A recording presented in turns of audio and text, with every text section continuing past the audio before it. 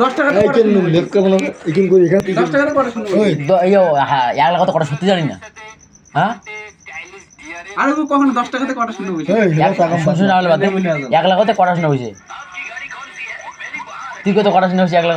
1 লাখ তো মনে করে হ্যাঁ হ্যাঁ গান্ডু মালে গান্ডু জানে না, আর গান্ডু লোক অন্য একটা সঙ্গে পুষ করে।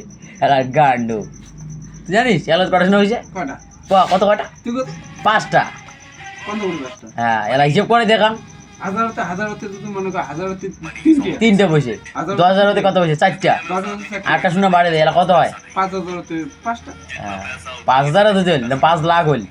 5 লাখতে 5টা, হ্যাঁ তা 1 লাখ হতো 5টা, 5 লাখ হতো 5টা, 10 লাখ হতো 6টা, 1 কোটিতে 60টা।